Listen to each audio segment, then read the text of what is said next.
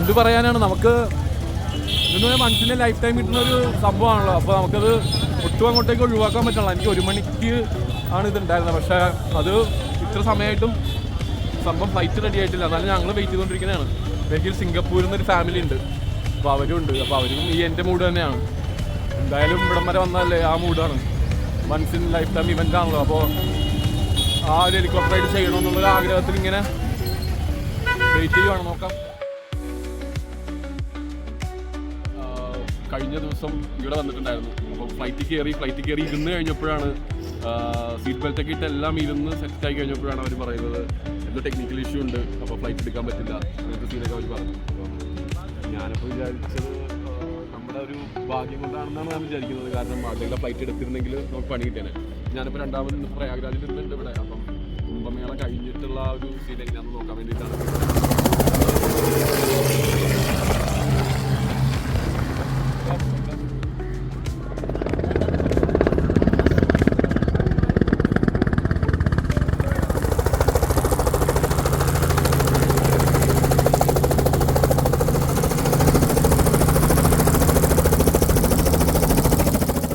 ശരിക്കും ഒരുപാട് എക്സൈറ്റ്മെൻറ്റിൻ്റെ അങ്ങേയറ്റത്താണ് ഞാൻ. കാരണം അത് ഞാൻ പറഞ്ഞാൽ നിങ്ങൾക്കത് മനസ്സിലാവുമെന്ന് അറിയില്ല. കാരണം ഇതെന്ന് പറയുന്ന ഒരു once in a lifetime ഒരു ആക്ടിവിറ്റിയാണ്. കാരണം ഇതൊരു കുംഭമേളയുടെ ഒരു ഭാഗമായിട്ട് മാത്രം നടക്കുന്ന ഒരു ഹെലികോപ്റ്റർ റൈഡാണ്. ഇത് ഇനി ഫ്യൂച്ചറിൽ ഇനി നമുക്ക് എത്ര കാശ് മുടക്കിയാലും ചിലപ്പോൾ നമുക്ക് അറ്റൻഡ് ചെയ്യാൻ പറ്റിയെന്ന് വരില്ല. കാരണം ഈ ഒരു ടോപ്പ് വ്യൂവും പ്രയാഗ്രാജിൻ്റെയും സംഗം സ്ഥാനത്തിൻ്റെയും ഒരു വ്യൂ മേളിൽ നിന്നിട്ട് ഈ ഹെലികോപ്റ്ററിൽ നിന്ന് കാണാൻ പറ്റുക എന്ന് പറഞ്ഞാൽ അതൊരു വളരെ ഭാഗ്യമായിട്ടാണ് ഞാൻ കണക്കാക്കുന്നത്. അതുമല്ല, ഞാൻ ഇതിൽ കയറാൻ ഒരുപാട് സ്ട്രഗിൾ ചെയ്തു. കാരണം ഫസ്റ്റ് ഡേ ഞാൻ വന്നിട്ട് എനിക്ക് കയറാൻ പറ്റില്ല, തിരിച്ചു പോയി. പിന്നെ രണ്ടാമത്തെ ദിവസം വന്നു കഴിഞ്ഞപ്പോഴും നമ്മളെ ക്യൂവിൽ നിൽക്കുമ്പോൾ തന്നെ ഈ നാടിൻ്റെ ഒരു പ്രശ്നമാണോയെന്ന് എനിക്കറിയില്ല. അത് ആൾക്കാരെ VIP നമ്മളെ ബൈപ്പാസ് ചെയ്ത്, അതായത് നമ്മുടെ ക്യൂവിൽ തന്നെ നമ്മളെ ബൈപ്പാസ് ചെയ്ത് കയറിപ്പോകുന്നൊരു ഫ്രസ്ട്രേറ്റിംഗ് ആയിട്ടുള്ളൊരു സിറ്റുവേഷൻ, നമ്മളെ ഒരുപാട് ഫ്രസ്ട്രേറ്റ് ചെയ്യിപ്പിക്കുന്ന അങ്ങനത്തെ സിറ്റുവേഷനിൽ കൂടെ കവർ ചെയ്ത് ഞാൻ മണിക്കൂറുകളോളം നിന്നിട്ടാണ് ഞാൻ ഈ ഒരു ഹെലികോപ്റ്റർ റൈഡിൽ കയറിയത്.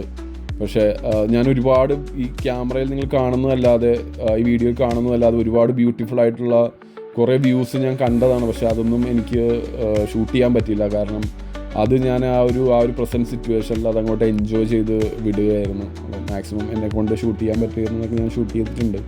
അപ്പം ഈ വീഡിയോയിൽ വേറെ ഒന്നുമില്ല. അപ്പം അത്രയൊക്കെ തന്നെയുള്ളൂ. Okay, thank U.